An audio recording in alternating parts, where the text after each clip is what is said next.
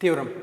A geometric series summation a r to the power k minus 1 where k start from 1 up to infinity converges to a divided by 1 minus r if r absolute is less than 1.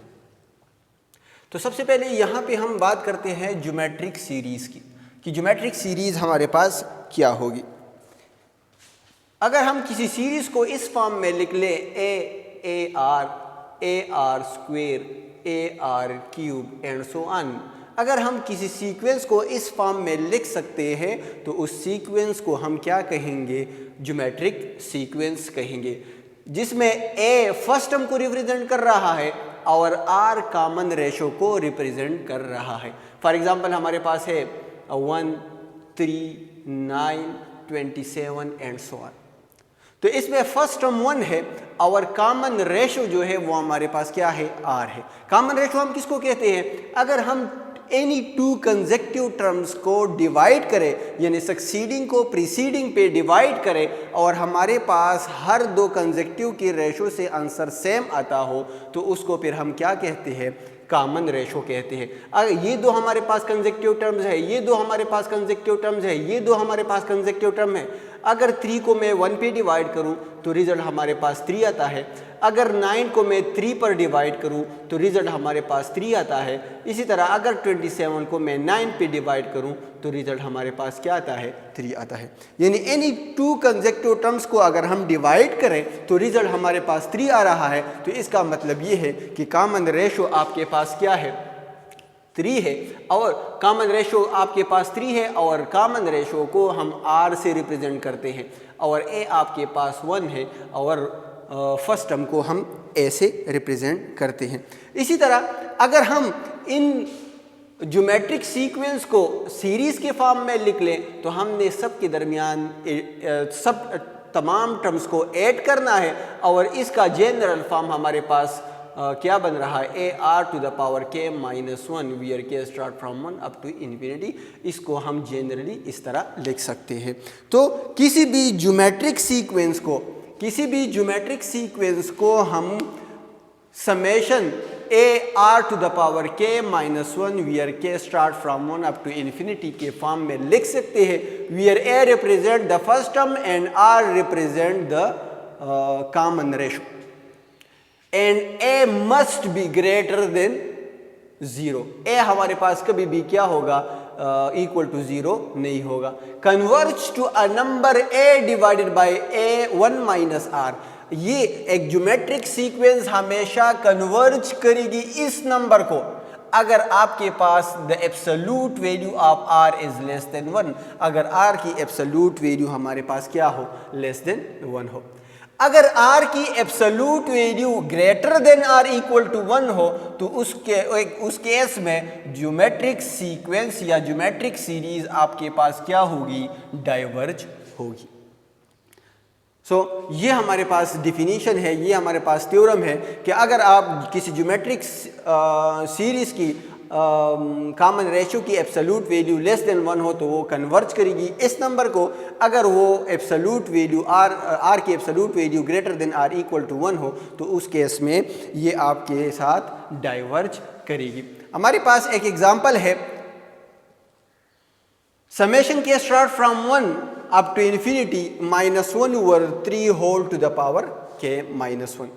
इस series को सबसे पहले आपने geometric series के general form में change करना है और उसको चेंज करने के लिए हमने यहाँ पे 1 लगाया हुआ है क्योंकि 1 इज नॉट इक्वल टू 0. 1 हमारे पास इक्वल टू 0 नहीं है. तो ए का किरदार यहाँ पे हमारे पास 1 अदा कर रहा है और r का किरदार हमारे पास माइनस 1 ओवर 3 अदा कर रहा है और r की एब्सोल्यूट वैल्यू अगर हम फाइंड करें तो वो हमारे पास क्या है, 1 ओवर 3 है and 1 over 3 is always less than 1. 1 over 3 हमारे पास क्या है, लेस देन 1 है.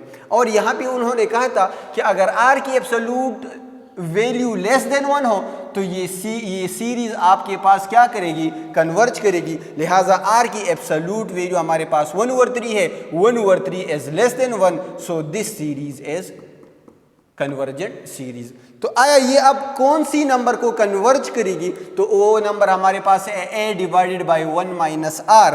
तो a divided by 1 minus r, यहाँ पे a और r की वैल्यूज पुट करो तो हमारे पास ये बनता है।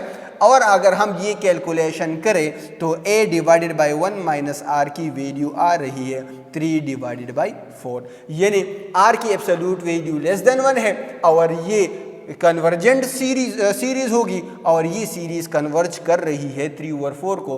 तो summation k start from 1 up to infinity -1/3 whole to the power k minus 1 is equal to 3/4, ये इस नंबर को कन्वर्ज करती है। इसी तरह हमारे पास एक सेकंड एग्जांपल है, summation k start from 1 up to infinity 2 divided by 3 whole to the power k plus 1। तो हमने भी इस सीरीज को जनरल फॉर्म में लिखना है और जनरल फॉर्म में summation k start from 1 up to infinity है, यहाँ पे summation k start from 1 up to infinity है a multiplied by r to the power k minus 1, यहाँ पे a नहीं है और r पर पावर k प्लस 1 है, यहाँ पे r पर पावर क्या होना चाहिए, k माइनस 1 होना चाहिए, यानी प्लस 1 की जगह हमें क्या चाहिए, माइनस 1 चाहिए। तो लिहाजा मैंने यहाँ पे माइनस 1 लिख लिया है। लेकिन माइनस 1 के वैल्यू ख़त्म करने के लिए, उसका असर ख़त्म करने के लिए हम प्लस 1 भी लगाते हैं, ताकि अगर माइनस 1 प्लस 1 एक दूसरे के साथ कैंसिल हो जाए तो वापस हमारे पास k प्लस 1 ये आ जाएगा। Next k minus 1 plus 1 plus 1 को हम k माइनस 1 प्लस 2 भी लिख सकते हैं। इसी तरह ये 2 divide by 3 whole to the power k minus 1 plus 2 बन गया। अब इस पर दो नंबर्स पावर है, एक नंबर k माइनस 1 है और दूसरा नंबर हमारे पास 2 है। तो अगर किसी फंक्शन पे किसी नंबर पर दो पावर्स हों तो हम उन पावर्स को बेस पर अलग अलग भी लगा सकते हैं। तो मैंने लिहाजा 2 और 3 पर मैंने 2 अलग लगाया हुआ है और 2 और 3 पर मैंने k माइनस 1 अलग लगाया हुआ है। ये स्क्वायर 2 पर अलग आ जाएगा, ये स्क्वायर 3 पर अलग आ जाएगा, तो 2 square is equal to 4, 3 square is equal to 9 बन जाएगा। 2 divided by 3 whole to the power k minus 1 अपनी जगह पर। अब ये सीक्वेंस उस जनरल फॉर्म में मौजूद है ज्योमेट्रिक सीरीज की, जिसमें a का किरदार 4 और 9 अदा कर रहा है और r का किरदार 2 और 3 अदा कर रहा है, a into r to the power k minus 1। तो ये हमारे पास अगर r की एब्सोल्यूट वैल्यू हम फाइंड करें तो वो हमें क्या रिजल्ट देगा, 2 और 3 रिजल्ट देगा एंड 2 और 3 इज ऑलवेज लेस देन 1। 2 और 3 हमारे पास लेस देन 1 है। तो जब r की एब्सोल्यूट वैल्यू लेस देन 1 हो तो ज्योमेट्रिक सीरीज क्या करेगी, कन्वर्ज करेगी। और ये कौन से नंबर को कन्वर्ज करेगी, 1 डिवाइडेड बाई 1 माइनस आर को।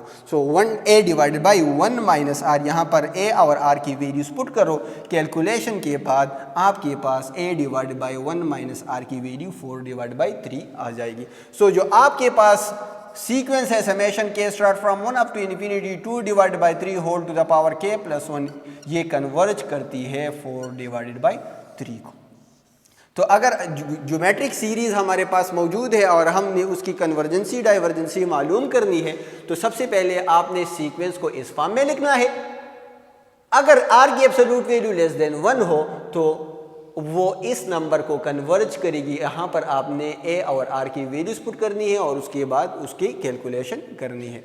अगर r की absolute value greater than r equal to 1 आ जाए तो उस केस में ज्योमेट्रिक सीक्वेंस आपके पास क्या होगा, डाइवर्जेंट होगा। अगर मैं यहाँ भी एक एग्जांपल लिखना चाहूँ,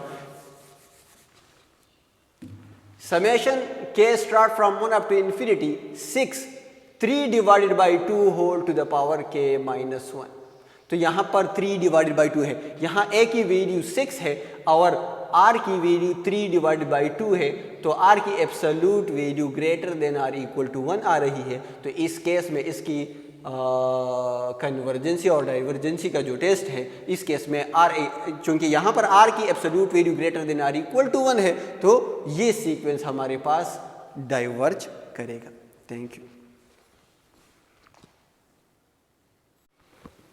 Theorem: if summation ak where k start from 1 up to infinity converges, then limit n goes to infinity of an is equal to 0। अगर हमारे पास सीरीज समेशन ak, अगर ये सीरीज हमारे पास कन्वर्जेस हो तो इस सीरीज़ का जो जनरल टर्म है उसका अगर हम लिमिट ले where n goes to infinity तो उसका आंसर क्या होगा, 0 होगा।